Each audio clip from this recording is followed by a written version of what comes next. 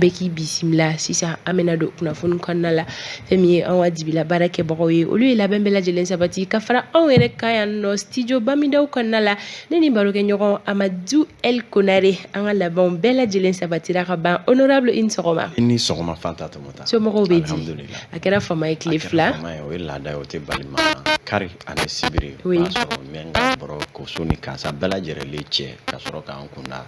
an ka dugu kan. O ɲɛna dugulamɔgɔw bɛɛ lajɛlen ka kɛnɛ. Bamakɔ tɛ maa ka dugu ye. Bamakɔ bɛ maa nɛgɛ Bamakɔ bɛ maa mago sa.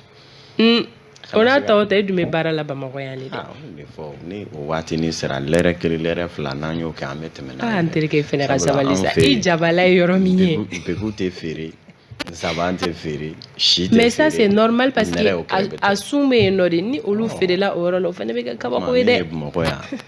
sogo kilo 700. Aw ka dugu la kilo joli? Sogo kilo ye 300 de y'an fɛ yen. Amadu sabali a ye sabali sa 300 fɛnɛ. 300 ne de y'a f'i ye. Taa kɛ i bɛ se ka wele kɛ Bamakɔ ka gɛlɛn maa bɔ man di nɔgɔla yan an bɛ foli di bɛɛ ma Fanta ni y'an don ka sɔɔni an ka dugawu kɛ Ala ka donnɔrɔ dɔ nɔgɔya lala murako n'a. Amina yarabi sabula kumakan olu ma ɲɔgɔn sɔrɔ kosɛbɛ ko a ye to ɲini kɛ kanubaga bɛɛ lajɛlen fɛ sɔni Amadu e ni kanubagaw bɛna ɲɔgɔn lasɔrɔ donc kibaru kɛnɛ kan o la anw ka bi jɛmukan kunnafoni bɛna boli minnu kan an ka bakurubaw olu filɛ nin ye fɛn min ye maliden kelen-kelenna ye bɛɛ lajɛlen bɔra kalama k'a fɔ fɛn min ye gouvernement kura ye ale kɔni sigira o la fɛn min ye nin gouvernement kura maa 28 an bɛ se ka mun de dɔn ninnu kan Isa Kaba Sidibe ale bɛna kana o kunnafoniya baw di an ma sɔgɔmada in na décryptage kɔnɔna la anw ka don baara ɲɔgɔn welele o ye Mariam Kone an baara ɲɔgɔn do kunnafoni dila do ale min yɛrɛ ka wuli ka jɔ caman bɛnnen do ni wagati laban kɔnɔna la fɛn min ye dala dumuni fɛnw ye olu sɔngɔ yɛlɛni olu sɔngɔ gɛlɛyalen Mariam Kone ka wuli ka jɔ ye o ye ka se ka o kɛlɛ min b'a to nɔgɔya bɛ se ka don dala dumuni fɛnw na cogoya min na an bɛna kuma di Mariam ma a ka se ka ɲɛfɔli kɛ an ye ka o kunnafoniyaw di an ma an ka don ma welele o ye Adama Ben Jara ye Adama Ben Jara ale fɛnɛ bɛna kunnafoniya di an ma kɛrɛnkɛrɛnnenya la Faransi ka tagali ka bɔ an ka jamana kɔnɔna la Ben de Cerveau bɛna o kunnafoniyaw di ama Amadu El Konare ale bɛ yan nɔ ka don kibaru lase aw ma Sori Ibrahim Diallo siraba kunnafoni ye ale ka wulikajɔ ye Awa Daɲogo fɛn min ye kɛnɛya kunnafoni ye o bɛ ale bolo Alexis Kalanbirima sɔn min ma o kunnafoniya bɛ yira aw la sɔgɔmada in na jɛmukan kɔnɔna na sisan an bɛ baaraw daminɛ ni wagati boloda cogo ye ni o ye météo ye.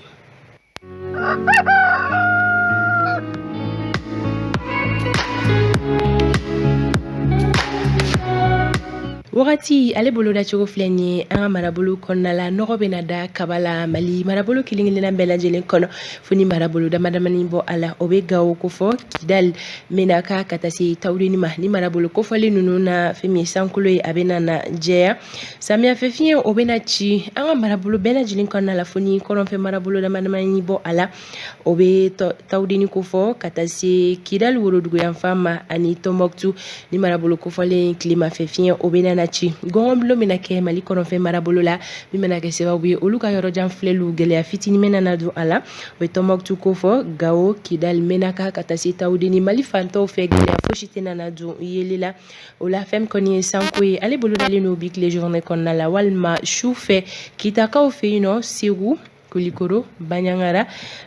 ka taa se Sama Joyila Buguni Kucala Mopti sanko kɔni bolodalen no olu fɛ yen nɔ bi tilega in na walima su fɛ fo ka taa se Sikaso ma ani Tombouctou Worodugu yanfan o la tilega in na funteni boloda cogo ale ye nin ye fɛn min ye Kayikaw ye olu ka funteni hakɛya o bi jɔ degré 40 na Kulikoro olu ta bɛ kɛ 38 ye Sikasokaw olu ka funteni hakɛya bi jɔ degré 36 la tilega in na fɛn min ye Segukaw ye olu ta bɛ kɛ 39 ye Moptikaw fɛ yen nɔ tilega in na olu ka funteni hakɛya o bɛ yɛlɛn ka taa degré 41 na Tombouctou ani Gao olu ta bɛ kɛ degré 44 ye fɛn min ye Kidali ye olu fɛnɛ ka funteni hakɛya o bi jɔ degré 44 na Menakakaw fɛnɛ ta bɛ kɛ 44 ye Tawudeni olu ta bɛ yɛlɛn ka taa degré 47 la Bugunikaw fɛ yen nɔ tilega in na olu ka funteni hakɛya bɛ kɛ degré 38 ye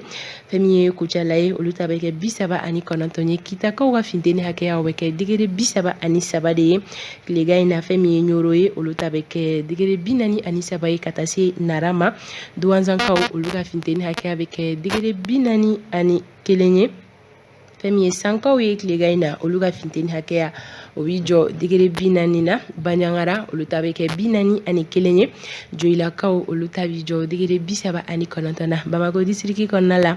nɔgɔ ale bɛna da kaba la samiyafɛ fiɲɛ bɛna na ci min fanga tɛ bonya kosɛbɛ fɛn kɔni ye sanko ye ale bolo dalen do bi tile bantɔ la ka don su kɔnɔna la o la tilega in na finteni hakɛya Bamako kɔnɔna la o bɛ kɛ degere binani ye Bamako na lamini sɔgɔmada in na kɛnɛ cira nɛgɛ kaɲɛ 6 o tɛmɛlen ni sanga 7 ye tile bɛna bin Bamako na lamini na nɛgɛ kaɲɛ 18 o mana tɛmɛ ni sanga 57 ye wagati bolo da cogo ye nin ye ka di aw ma bi tɛnɛn sɔgɔma a kun ye aw ka se k'aw ta n'aw bila dɔn k'a daminɛ Kayi ka taa bila Tawudeni na an b'a fɔ ko ala ka bi tɛnɛn tile hɛrɛ di an bɛɛ lajɛlen ma k'an ka dɔgɔkun daminɛ diya ala k'an kisi ka bɔ gɛrɛgɛrɛ ko olu tɔɔrɔ ma Amadu El Kunare bɛna aw bisimila sisan a dɔn kibaru kɛnɛ kan.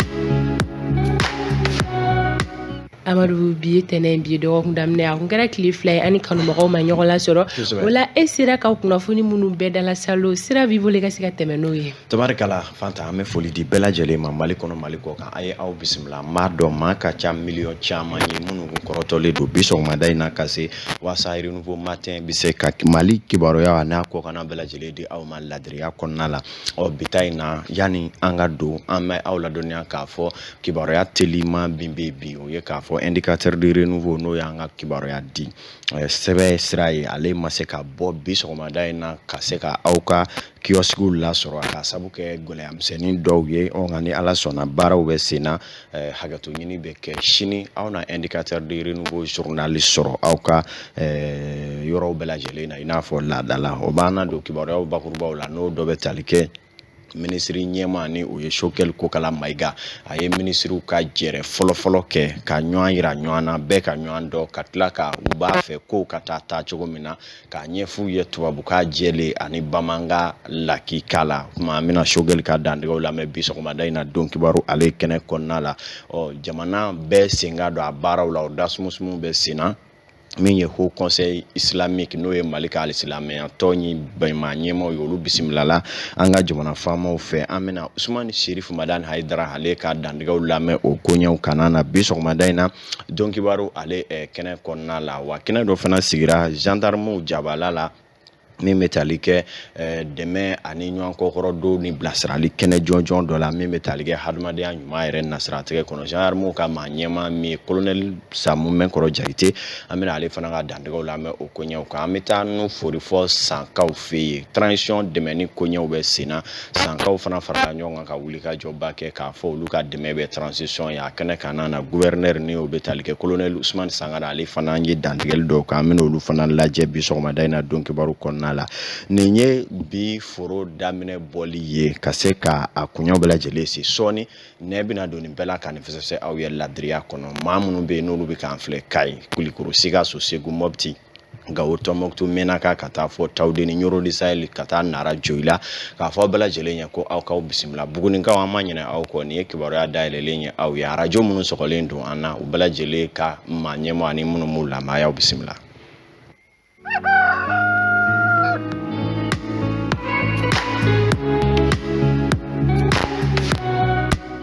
Tabarikala aw ni ce aw ka danaya la bi ye ntɛnɛn ye bi ye donba ye kɛrɛnkɛrɛnnen ɲana anw minnu bɛ yen ni anw ye alakira caman ye kisi ni nɛɛma b'a ye an bɛ dugawu kɛ nɛɛma min bɛ bi tɛnɛn kɔnɔ nɛɛma ka se ka bɛɛ lajɛlen sɔrɔ an fa an ba an ma foli du bɛɛ lajɛlen ma bi sɔgɔmada in na ni sijɛ minnu bɛ yen n'olu b'an fa bɔ olu y'an ba bɔ ani an kɔrɔlamaw ko bɛɛ k'i bisimila bi sɔgɔmada in na don kibaru kɛnɛ nin y'a cokolo ye aw ye an t'a ko bila dagirinda la min bɛ tali kɛ Mali kibaruyaw bɔra ka bi i n'a fɔ an tun y'a fɔ aw ye ko yanni kari cɛ Dr Choguel Kokala Mayiga ka gouvernement tun bisimilalen don a fɔra cogo min na a kɛra o cogo la sabula kibaruyaw bɔra ka bi gouvernement kɔnɔna la maa 28 bɔɲanko danaya kɔni dara olu kan olu de bɛna i k'a dɔn Mali ka kolatigɛ fanga ko kumaw bɛɛ lajɛlen maana nin waati laban ninnu na furancɛrɔ fanga kɔnɔna la n'a ma ya k'a fɔ min ye charte kɔnɔna ye a kun fɔra gouvernement kana tɛmɛ maa 25 kan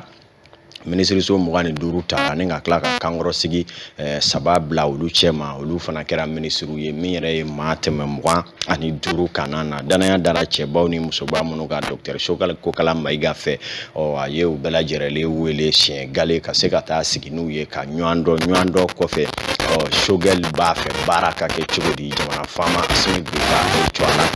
ka se ka ɲɛfɔliw kɛ ministre jamakulu bɛɛ lajɛlen ye kuma ni k'a dɔn maliden hakɛ min sigilen don ka docteur Shogɛl Kokala yɛrɛ ma kɔnɔ a bɛ fɛ ka mun kɛ a ye dantigɛliw kɛ k'a bɛɛ lajɛlen ɲɛfɔ u ye nansarakan na ni ka tila k'a bɛɛ f'u ye bamanankan na o kuma an bɛ fɛ baara ka kɛ tan kumana koloma dɔ ye malidenw jigi bɛ anw kan danaya min dara k'an kana to a minɛ a ka fosi cogo si la docteur Shogɛl Kokala Mayiga ye Mali ministre ɲɛmaa ye an k'a lamɛn.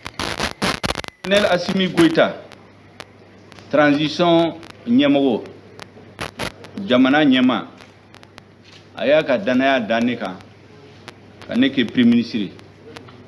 n b'a fo la ka waliɲuman dɔn k'a ɲini Ala fɛ a ye danaya min da ne kan ne ka n'o déçoit k'a fɔ ko maliyɛnw bɛɛ ɲɛ bɛ ne na bi ne ɲɛna Mali histoire kɔnɔ ne nomera situation min na a man ca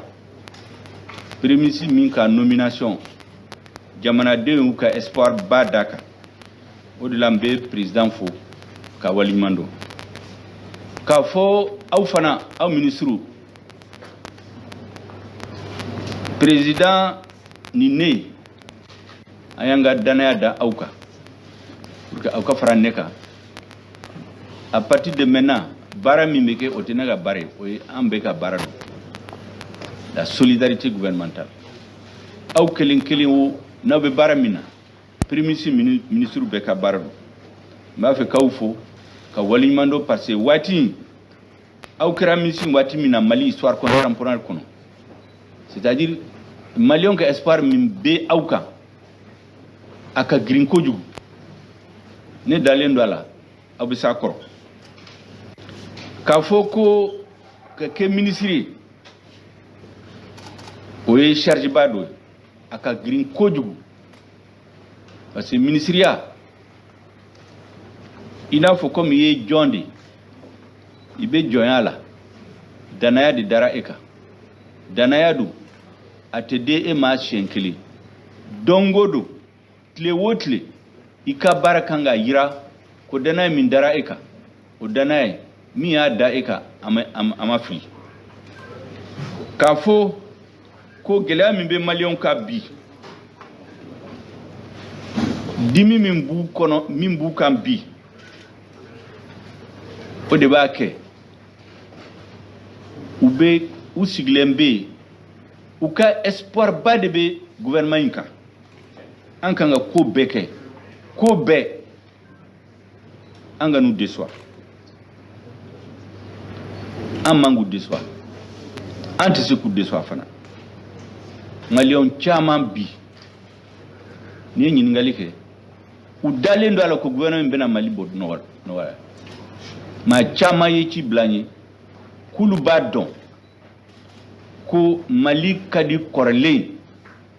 Mali bɛ sigi o situation la mais a bɛ daminɛ a base bɛ bila gouvernement de b'a base daminɛ hali n'an tɛ a laban an de b'a base sigi aw de b'a fondation sigi fondation dun n'a a ɲɛna so bɛ ɲɛ o citoyen caman bɛ yen malidenw caman bɛ yen u bɛ ka duwawu kan ye Ala ka ko nɔgɔya ma mais a caman bɛ yen fana u bɛ sika sika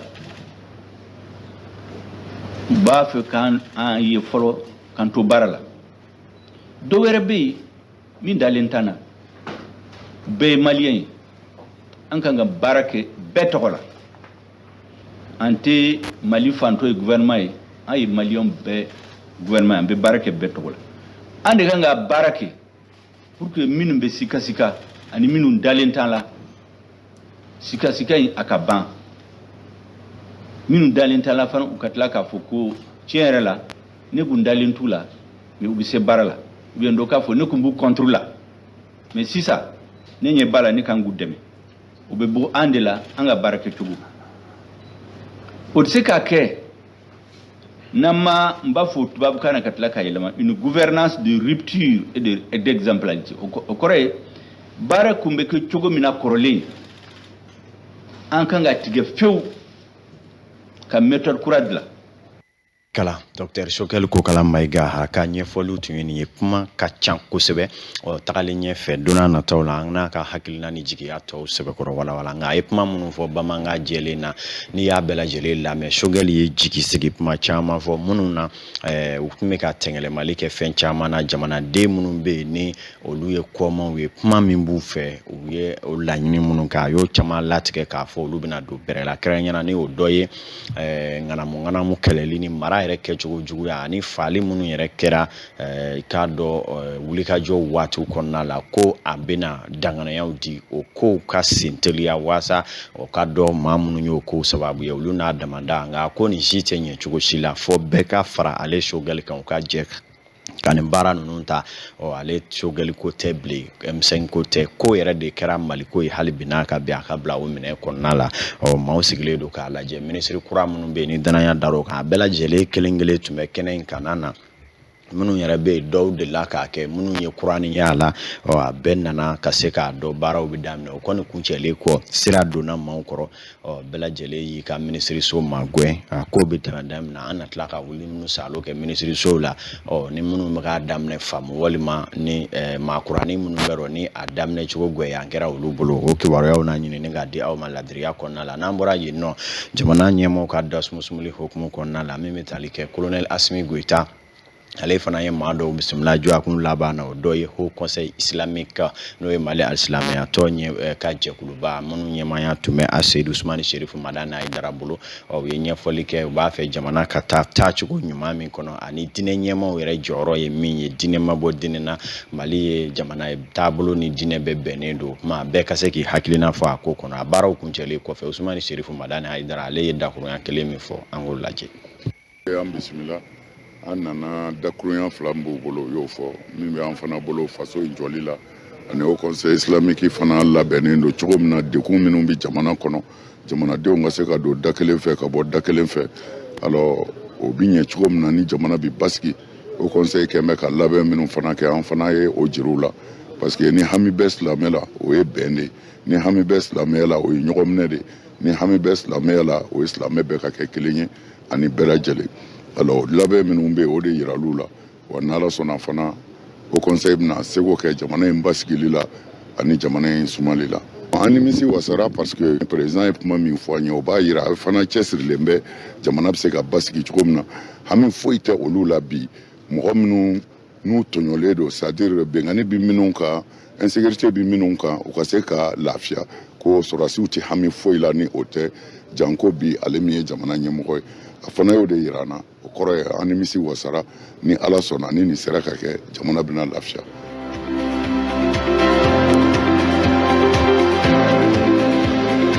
Haut Conseil ma ɲɛma Ousmane Chérif Madani Ayidara o y'a yira k'a fɔ o fana min'u ka dɛmɛ ta ka ɲɛsin ni kow taar'u taa cogo la min kan ka kɛ olu b'o kɛ bada la i ko laada la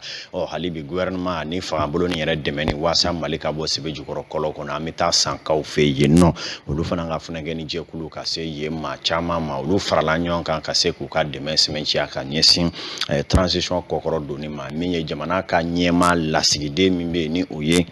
gouverneur ye u y'ale bonya don ko ninnu na kosɛbɛ min yɛrɛ kɛnɛ kan gouverneur n'a ka jama wulila ka taa kɛnɛ kan na ka se ka jamana faamaw ka bonyamasegin ani wulikajɔ minnu bɛ yen n'o ye jamana ɲɛmaaw hakilina ye bi na hali bi n'a ka bi waasa jamana kɔnɔden bɛɛ lajɛlen bɛ lafiya an ka sanfɛ jamana ɲɛmaaw cɔ a la min ye colonel Ousmane Sankare ni ale ye san gouverneur ye ale ye dantigɛ dɔw k'a kɛnɛ kan ko k'an ka lajɛ.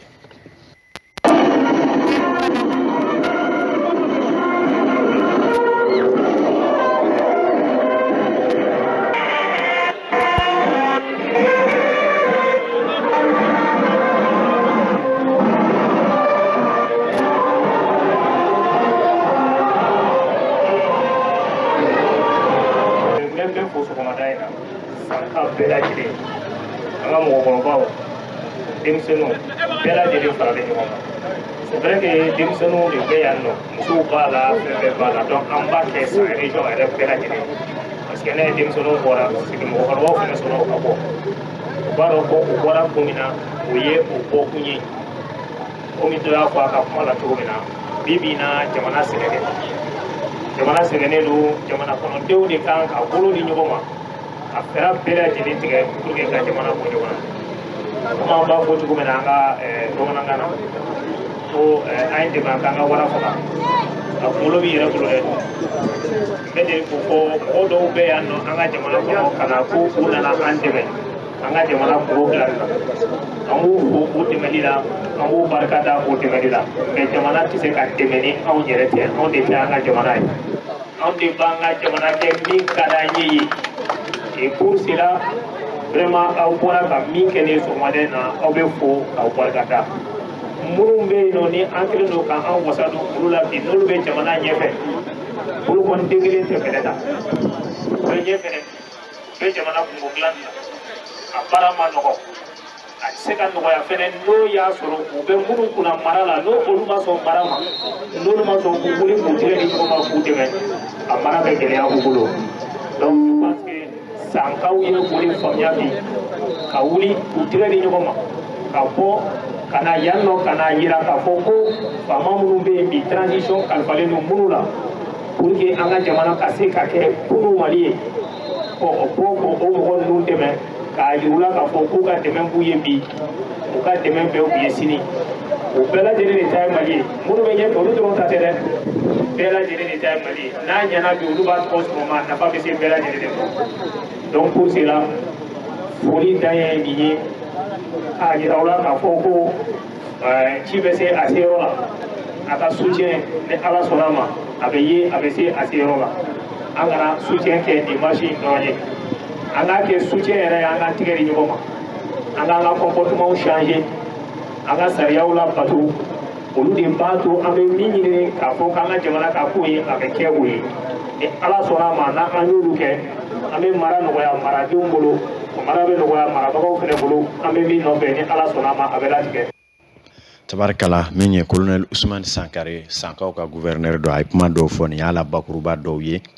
sanga binani ale ni fila o dafara nin waati na min ye asudan chef Buya Dambele Tamaningaw ka ozo fɔrɛ ɲɛma don an ka foli b'u ka cɛdenw ye waati kelen bɛ Bafula bɛ Musa Jalo ka se Mamadu Bacili colonel Su ale bɛ nin waati na Kulikoro administration pénitentiaire an ka foli bɛ u n'u ka maaw bɛɛ lajɛlen ye k'u ni ce u ka tɔbɔtɔli ɲuman na renouveau matin b'a la ka lajɛ Mali fan caman fɛ nin waati na Eli Jarabe Kulikoro Abdramane A Mayiga ninnu bɛɛ lajɛlen y'an kanubaw ye a caman caman an m'u bɛɛ fo Fanta Tɔmɔta an bɛ kibaruya kunfɔlɔ bila yanni an ka ko dɔ kɛ ko dɔ ye yanni waati filanan cɛ. O ta ko la Basi Amadu i bɛ fo i ka timinadiya la ani kunnafoni bɛ taga ni ɲɔgɔn ye halisa sisan an bɛ taga siraba kunnafoni an bɛ don o kɔnɔna la Sori Ibrahim Diallo sɔgɔmada in na Sori ye wulikajɔ sabati ka taa fan jumɛn Sori bɛ Bamako sigida kelen jumɛn na Sori kɔni bɛ wulikajɔ de sabati ka daminɛ tɛnɛ ka taa bila juma la ka se ka an ka sirabaw lahalaya jateminɛ ani fɛnɛ anazɛri bilasiralikan minnu fɔ min b'a to an bɛ se ka an janto an yɛrɛ la an ka siraba kanaw la